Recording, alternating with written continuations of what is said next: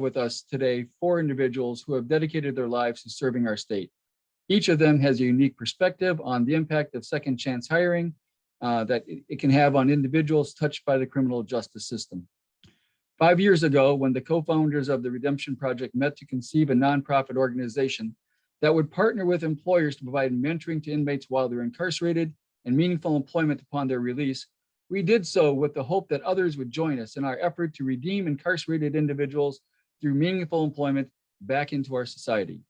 Little did we know that the combination of COVID and a tight labor market would coalesce into an economic environment that would make second chance hiring an essential part of long-term employment strategies for businesses that understood that social good and good business are not mutually exclusive. Second chance hiring is not charity.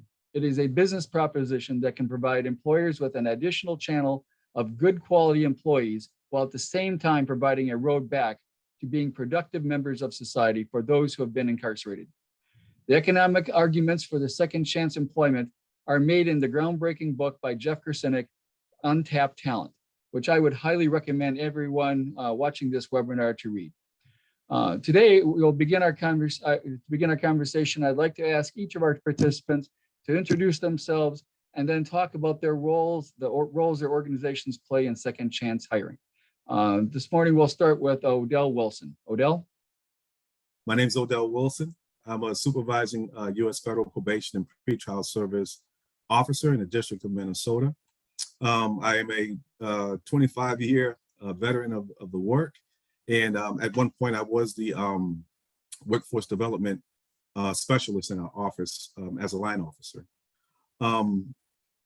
My experience in having an opportunity to work on this end with employers and try to facilitate opportunities for individuals who are looking for a second chance. And second chance sometimes mean third, fourth, and fifth chances when you're talking about coming back to the community and having a focus on employment.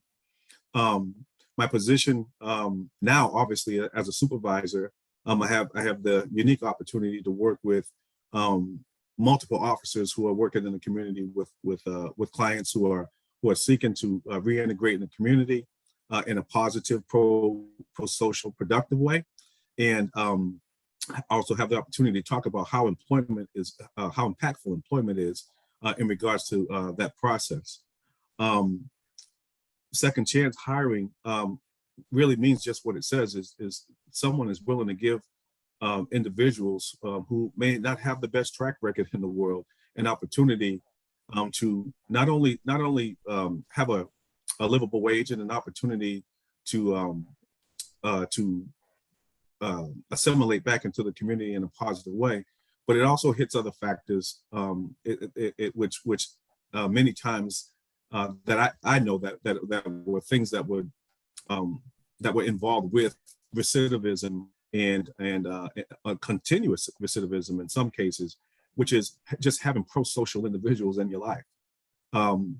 Having pro-socials, I know what it means, and I've seen often where individuals who have an opportunity to have something in their life that they're proud of, which is a job, a place to go, a place where they felt there's a sense of belonging, and to have conversations about things, that are positive, and also to sometimes be that individual in the family, in many instances, one of the first or one of the few individuals who are working every day, who are going someplace every day that's productive and are able to be an example for individuals who are in their bias. And I would say, and I'll just use this as an example, an individual who has really never worked, and they've been incarcerated for a period of time. I'm a federal officer, so our sentences are not light.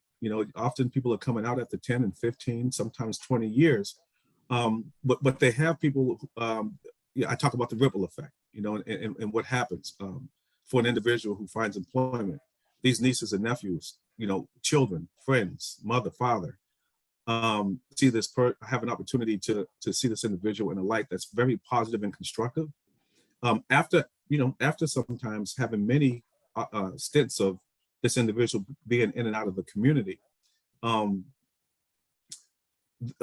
as far as the Redemption Project and what they're doing with individuals, I just find it to be very unique, where they're able to work with individuals while they're in the institution. I mean, this is what it was, I'm talking about definitely before COVID, where they're working directly with individuals and talking to them about things that, that they want to do in terms of employment. I often told people that I work with, please do not take a job that you don't like, because I know you're not going to keep it.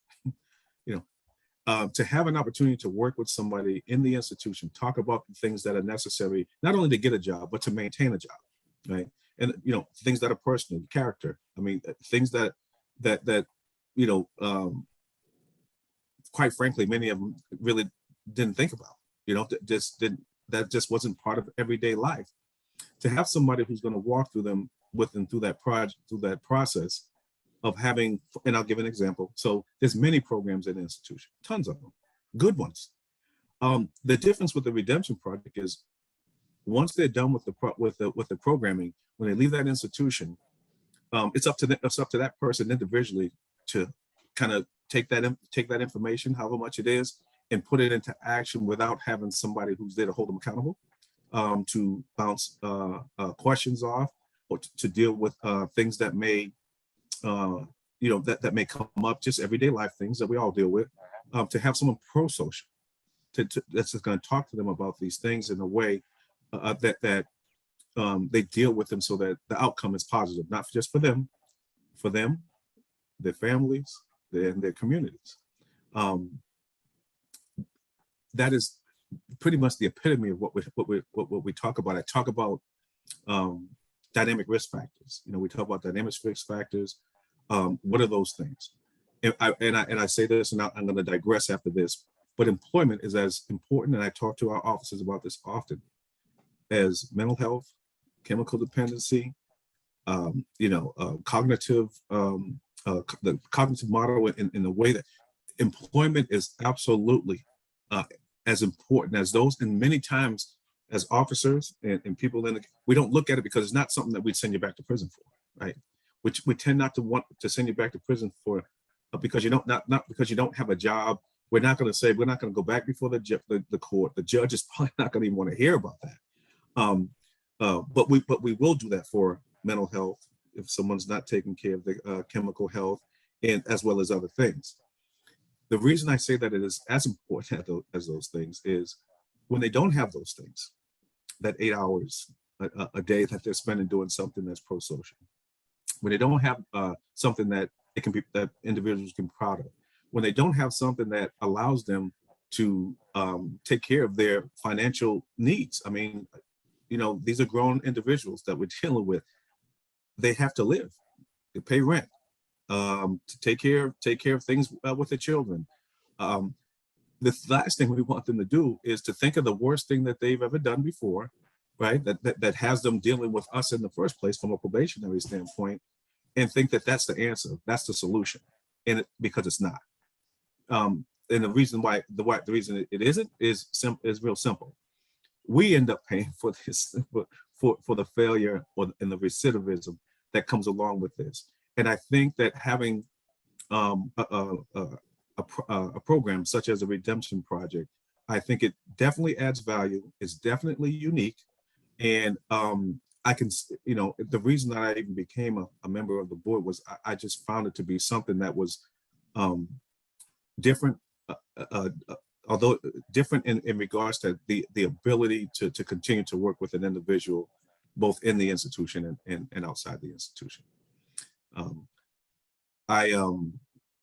going to digress at this time, and I'm happy to answer any questions from anybody who might be on this webinar at any point in time. Hopefully, I can provide my my email and telephone number. I'd be more than happy to speak to anyone that may have other questions. And if we have some during the webinar, I'll be glad to jump in if you have any questions for me. Thank you. Very good. Thank you, Waddell. Appreciate those words. Now we'll be hearing from Commissioner Schnell.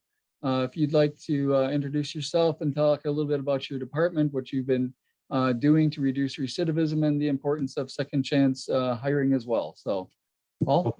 Thanks, Dwight, and thanks everybody for joining on this call. It's a great honor to be here, and This is an important place and space and topic at this time. Many people may ask the question, and I've been talking to groups all over the state. At a time when we see this concern or this uptick in concerning criminal activity across the nation, why is it important to talk about second chance hiring and when that's what's happening? And there's a really simple response to this. First and foremost, because it actually serves the public safety interests of our state and our communities, period. If we look at crime generally, it's estimated that about 60% of all crime is committed by people who have recidivated, people who have reoffended. And so breaking these cycles becomes such an important objective for all of us working in this system. We have to be able to do that.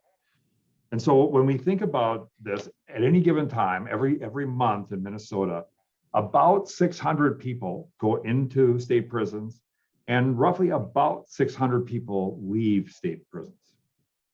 These are people who, as Dell talked about, their parents, they have families, they need to be able to have pro-social connection. And let's be honest, we know that oftentimes, people will stay with jobs that they might be able to make more money, but because they have close social connections there, because somebody invested in them, they stay. And what we see this when we have some employers who come back to us regularly and say, look, if I want to be able to hire people out of the DOC because their experience has been such that these are highly loyal employees.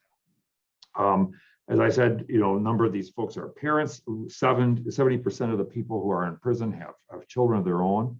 And frankly, I don't care who you are, these parents do not want their kids to repeat the same things that got them to where they are. And so this whole notion of how do we provide people with that opportunity to be redeemed, to be fully engaged, to be connected, and certainly employment, a job takes up a huge portion, a third of our lives practically, and that becomes something that from it comes a lot of worth and really important things like being able to support our families. So for us, having Redemption Project and the work that gets done there to be able to connect with people while they're in first, to provide curriculum, to talk about the important attributes of what it's going to take to be successful on the way out. And I think critically, one of the things I love about the Redemption Project model is this whole notion of a connection with somebody in the community, that mentor, that person that can help walk with that person as they get out. We know, as Odell pointed out, that makes a big difference. So the work with Redemption Project of coming in and delivering course conduct, the content while they're in, becomes an important way of connecting, and then ultimately, hopefully creating that connection with employers and mentors across the state to help support them as they leave becomes an important part of the success. We know that today, because of the workforce needs in our state, and I know my partners at DEED here will be talking about this, but we have the lowest unemployment anywhere in the country, and right now the need to put every viable worker to work is really critical, not just for them. I think Dwight talked about this at the beginning and said this is not about good social service stuff, although it does serve that objective. At the end of the day, this is a business proposition, and it's good for the economic vitality of our state. It's good for the success of people who are transitioning. It's good for the state's public safety because we know that having a job is one of those key factors of helping people to avoid reincarceration, rearrest, and reconviction. So ultimately, this serves our public and our community interests. So we value the relationship with Redemption Project. We really want to encourage businesses to look at this as Jeff Korzenik talks about in his book, Untapped Talent, and truly I will tell you that our prisons have many people in them who are truly untapped talent. And I just close with this. A couple of weeks ago, Commissioner Grove and I, we went out to Lino Lakes and talked to some employers, talked to some formerly incarcerated folks about the training kind of needs that industry has. And we talked to some formerly incarcerated who started their own businesses and are really now huge contributors in their communities. And I think these are examples of what's possible with this, and how these folks can become a part of and critical to the solution for some of the workforce shortages that we have today.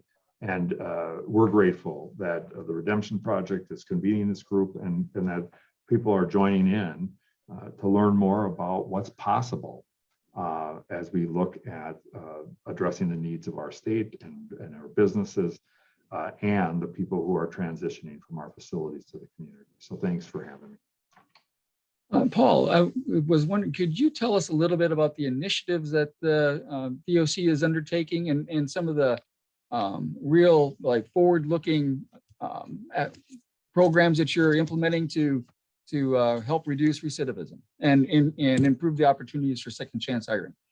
I think one of the things we know is that people come into our system with tremendous needs, and many times it may be substance use disorder treatment, maybe it's some really basic mental health supports, maybe it's training, that they need to be in a position to be able to find a job that is going to pay a livable wage that they can support themselves and their families.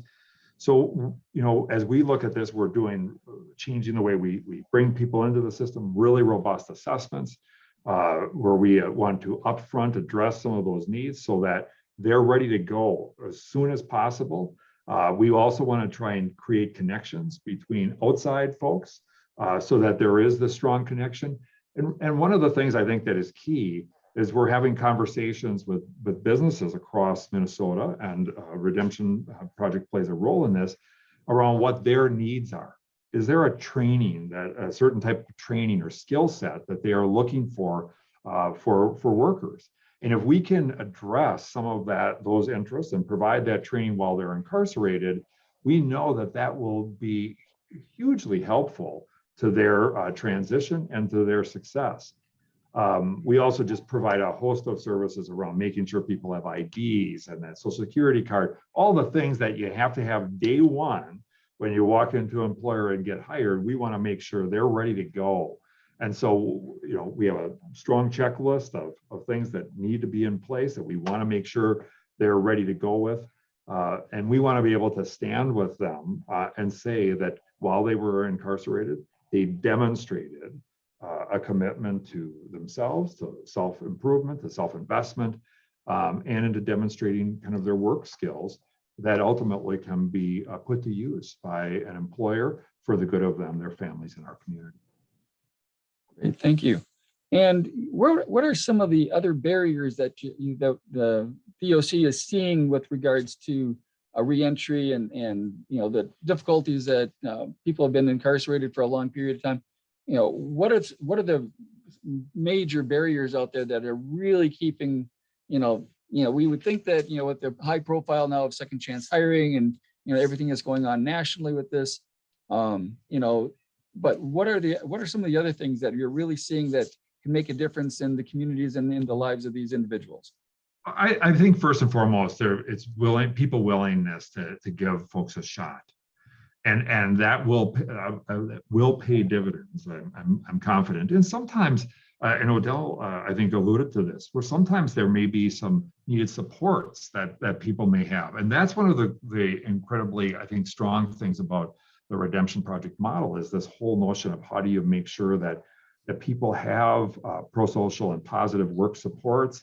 And some of the companies that have made second chance core to their business strategy have doubled down in terms of making sure that they're providing the kinds of reentry supports.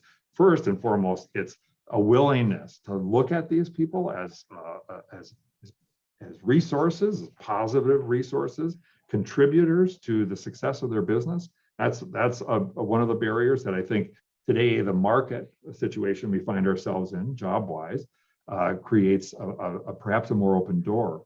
But ultimately, I think we want to be able to look at, things like housing become important for these people. And you can have a good job, but if you can't find a place to live, that's going to make getting there, transportation. There are things that we can do collaboratively to work on development of plans to make sure that these people are there and that they're successful. And I think it's about really wrapping around them, the employer being one core critical aspect of that, but then they have probation officers. They may have a mentor from Redemption Project. They may have any other number of nonprofit agencies who provides these supports that ultimately are going to lift them up and support them as they make this transition. And then, frankly, their probation officers and so forth, they play a key both support and accountability role. And that's something that I think employers should understand as well. There is both support and accountability that these folks have oftentimes behind them that can be beneficial. Thank you. Really appreciate those comments. Now we're going to be hearing from Lori from DEED. She's going to introduce herself and her and Jeremiah are both from DEED, and we'd like to welcome them here. And Lori, if you want to kick off and introduce yourself. Sure, great. Thanks, Dwight. Yep, my name is Lori Janatopoulos, and I am the Career Force Director at DEED. Commissioner Grove is sorry that his a schedule conflict came up and couldn't be here today, but I'm very pleased to be able to fill in. So as Career Force Director at DEED, I work directly with 16 local workforce development boards, their directors and staff statewide to help ensure seamless workforce development services at a local level. Career Force has approximately 150 staff across the state, including job service staff delivering basic career skills through the Employment Services Program, and veterans staff working with veterans and employers, specifically with veterans who have significant barriers to employment. I'm also very proud that Career Force's strategic direction after some lessons of the pandemic is really proactive outreach to those who need us the most, including reentering citizens, and to include job seekers and employers needing workers with everyone.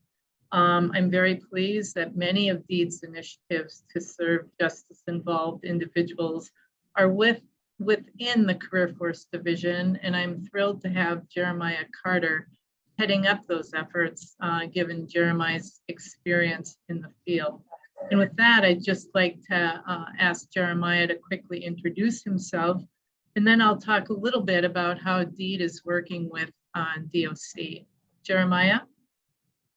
Thank you, Lori. If I can just take 2 quick seconds to say congratulations to Dwight and Odell and the Redemption Project as a whole. I am very familiar with the work that you provide in the federal correctional facilities and look forward to the outcomes that you all will have, the positive outcomes that you all will have in our state correctional facilities. So I just wanted to personally say congratulations on the grant award and really look forward to the work that you all will be providing here in the near future. So again, thank you again, Lori, for the introduction. My name is Jeremiah Carter. I am a job services supervisor here at DEED, and I oversee a number of projects, but I also oversee our special populations unit. And our special populations unit really focuses on justice-involved individuals or underrepresented populations. So I do lead up a team that provides work readiness training for individuals that are transitioning out of correctional facilities. And then we also provide direct services, job placement and retention services for individuals that have those really significant barriers to employment and those significant barriers around background that may prohibit them to obtain work in certain industries. So again, thank you all for the invite, and I look forward to the discussion. And again, congratulations to the Redemption Project. Thanks, Jeremiah. And if it's okay, Dwight, I'll just launch into how DEED is working with DOC. Does that work? That would be just fine. Thank you. Perfect. Yep. And so DEED, Department of Employment and Economic Development, has a long history of partnership with the Department of Corrections. And as Commissioner Schnell mentioned, most recently, Commissioner Grove and he attended a Summer of Jobs event held at the Minnesota Correctional Facility, Lino Lakes. Really highlight how we can connect with employers offering good jobs, some of Minnesota's overlooked workers. I'm very pleased that we have a recent initiative going on with the Department of Corrections and an interagency agreement around justice-involved veterans. Career Force Veterans Employment Specialists provide individualized career services to incarcerated veterans within 4 DOC pilot facilities, with the goal to empower the veterans to overcome barriers to become job ready when they are released on probation or parole. And local veterans employment representatives then work to help match those returning vets with employers needing workers. We have a new federal initiative that I will outline in a bit greater detail in a few minutes. And then our kind of primary work on coordinating and aligning DOC and DEED work is called Pathways. It's an initiative that Jeremiah is heading up with Department of Corrections lead staff as well. And I just want to take a minute to have Jeremiah kind of explain that initiative for the audience. Jeremiah? Perfect. Thank you, Lori. And as Lori stated, it is the project title, or the project charter, is the Pathways from Prison to Employment. And this project was actually spearheaded by the project management unit of the DOC, along with the education department. There are other departments that are our stakeholders in this initiative as well, but it really is an interagency agreement with DEED, or interagency collaboration with DEED and the DOC, to really identify and create a systematic approach to really providing intentional economic and career pathways for incarcerated individuals. And, we plan to do this by identifying specific needs and areas to focus on in education, employment, and preparedness. And that really focuses on when a person is incarcerated, the time that they're incarcerated, what education opportunities are available for them, how are we preparing these individuals for release, and once they are released, how Career Force may help these individuals find and retain employment. And we're doing this with the intention of making data-driven decisions that will improve our existing interagency collaborations and really help us create new partnerships with outside agencies as well, because once we all know what each other does, what each organization does, and how those programs can be streamlined, we can also connect with other agencies, so the more information we have about what the DOC does and the more information DEED has, it makes those connections easier with other organizations as we provide and streamline our services. So this project is really set up in 3 areas. We have a number of individuals, interagency individuals. So we have the DOC Reentry Department, the industry, MNCOR Industries is also participating, the education department. Areas from DEED that we have participants are our strategy consultants, our performance data team, as well as our job services team. And we are really focused in 3 specific areas that we have subgroups working on specific deliverables. And at any time, if someone wants to contact me, I can give you more detail about those specific deliverables, but those subgroups are working in the areas of data collection, communication and services, as well as partnerships and community resources. So again, this is a very strategic effort to collaborate and you utilize our services together to best serve these individuals as they're transitioning out. So thank you. Great, Jay. And so as you can see, and as Commissioner Schnell outlined as well, Minnesota has a very strong commitment to working with justice-involved individuals returning home. And we here at DEED remain laser focused on finding workers to help meet the record labor shortage.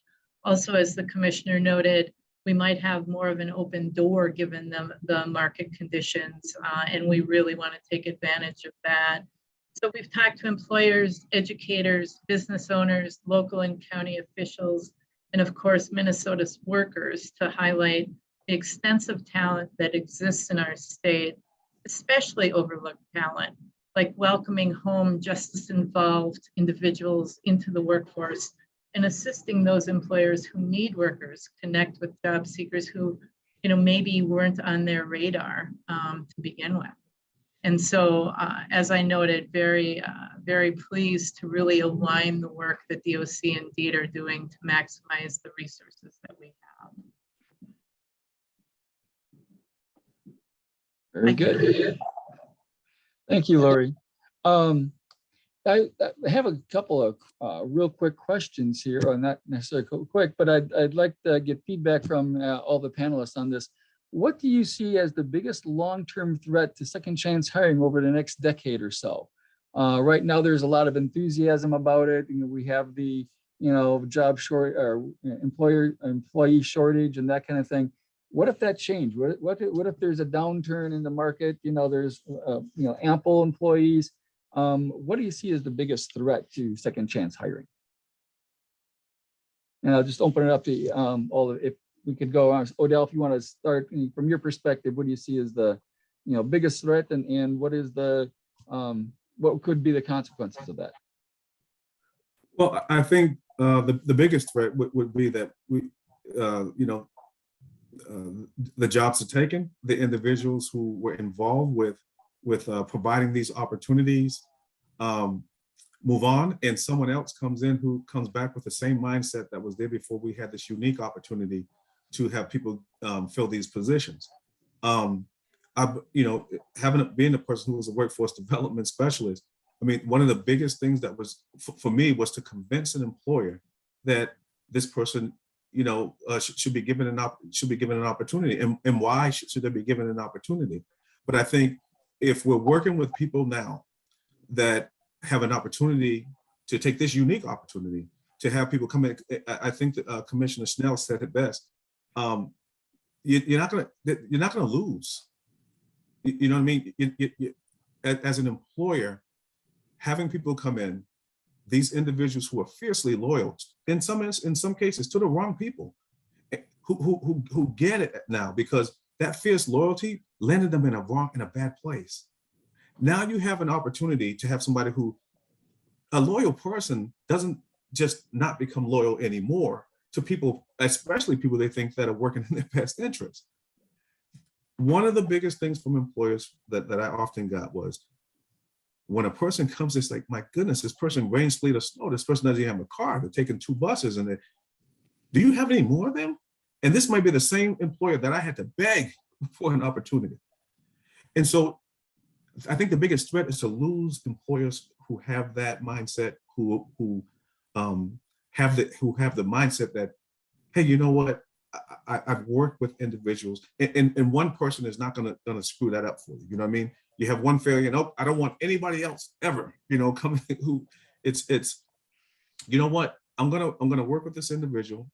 I'm gonna talk to their probation officer as well as maybe the person that they're working with from the Redemption Project. I'm gonna figure this out. I think that's one of the biggest threats is that you have people who have the same mindset. The other one would be, if you have people who are given opportunity and they throw it to the wind because they have one bad experience, that would be tragic, because I know more often than not, these situations work out, and they work out well. Very good. Thank you, Odell. Commissioner Schnell, do you have a comment on that? Yeah, I mean, first of all, I think just the reality of where we find ourselves. the workforce challenges we face is not a short-term problem. I'm one of the, I'm the tail end of the baby boom, and you know, we just don't have what's needed right now, and certainly technology advances and those sorts of things are going to help.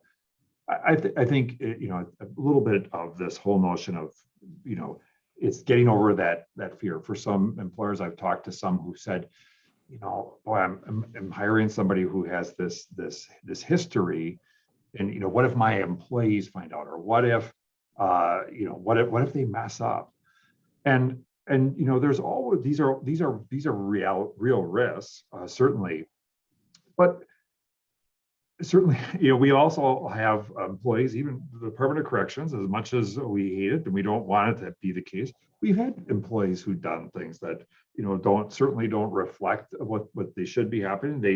They make bad decisions and they get themselves in trouble. And we address that, and they didn't have a history before. And so I think it's once we get over that, and then I think there is this whole notion of, and we're seeing this today, and I think employers are poised to address this. But you know, recently I was talking to a guy who had been released from prison, and it was exactly the scenario that Odell was talking about. 2 buses going out to from where he was living to this place of employment. And they noted that, you know, he had multiple days where he was a little bit late, like minutes late, and they, you know, this is not a good sign. It's concerning. This was their first second chance hire, and but nobody really talked to that person. And next thing you know, they talked to the agent was involved and had done a visit, and the employer said, you know, he's a great, credible worker. But, you know, we've had a situation where once a week, or, you know, sometimes maybe twice, where he's a few minutes late. And the issue really became when the agent talked to them and said, what's the problem here? You heard that you've had late. And they were like, you know, I have to get my child, you know, my significant other is there. They have to be at work at this time. I'm trying to get my child to where they need to go and then make my bus. And if I miss it, if, you know, just a minute or two out of whack, I'm late. And I hate it. And but it never did, you know, he was ashamed and felt embarrassed by what was happening. Never talked to the employer about what that was. And so the agent brings their person, the second chance hiree, and with the employer, and the employer said, well, we can just shift your hours. And it was literally, that was the problem. It was, we have the ability to just shift your hours a little bit to be able, I didn't know that was the issue. And I think some of this is because there's this, you know, there can be a level of discomfort, especially when you're new to second chance hiring, about the importance of having these kinds of conversations. And the bottom line is, even in places like the Department of Corrections, we are having to have these conversations today about how do we provide for more flexibility if we want workforce. And so it is the reality, and people's lives have taken a lot of dynamics, and we have to be able to address some of those to the fullest extent possible if we want to make sure that we have a vibrant, active workforce in order to meet the state's needs in working with folks that are in the system. So I think it's, and I think it's, but those are the things that we have to overcome. But I think once employers get to that point where they develop a little bit of experience with this, as Odell said, these people are going to be, their loyalty will be something that will be quite measurable and I think positive in the long haul. Can I jump in real quick? I just want to say with the example that Commissioner Schnell gave, this happens to people in everyday life as well as that scenario that he gave. Well, could you imagine, I mean, so you have people who don't feel comfortable going to an employer. It might be their first job they ever had, never worked before a day in their life, right? And they want to keep this job, and they have these things going on in life. And I've had this happen. This person's on a point system, right? If you're late, you get a point. If you hit 5 points, you're out. And you never had an opportunity to go back and have a discussion with them about the real life situation that this person is dealing with. Great worker, he did a great, but he hit hey, there's zero tolerance when you hit that fifth point. When you hit that fifth point for being tardy, you're out. But the opportunity, two things, the employer at some point, remember now, these are people who are coming in from the system, they know that. And if they're not thinking like this person's going to attack them for asking them why are they late, why have they been late once a week or what have you, when they get to the level of comfort where they can say, hey, well, they're not thinking like, if I say something to this guy or this person, they may do something to me, right? Because they're coming from the system. And 9 times out of 10, most people think like, when they think of prison, like they think of Sing Sing, they think of the worst situations, the worst documentary, you know, that a person has, you know, it could be fraud and they've been in prison for a long time. But when people come out of prison and the things that people who don't understand, like, you know, who aren't involved in criminal justice, don't understand that, no, everybody's not Scarface, right? That you can walk up and have a conversation with individuals without them biting your nose off or something, you know?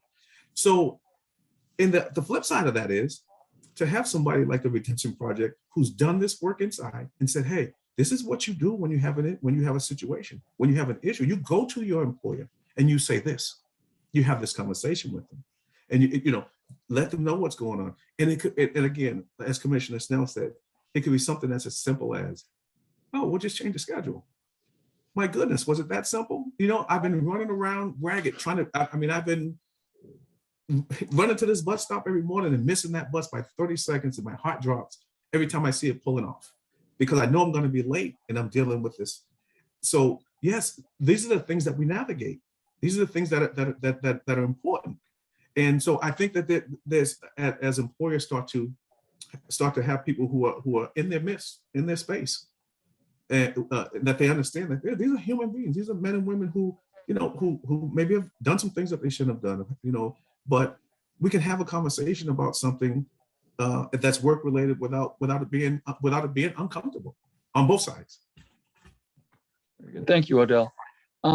Lori, would you like to comment on the threats you see for second chance hiring and the changing economic environment? Sure, thanks. And I'll be quick because I think a lot of the threats have been expressed by the speakers before me.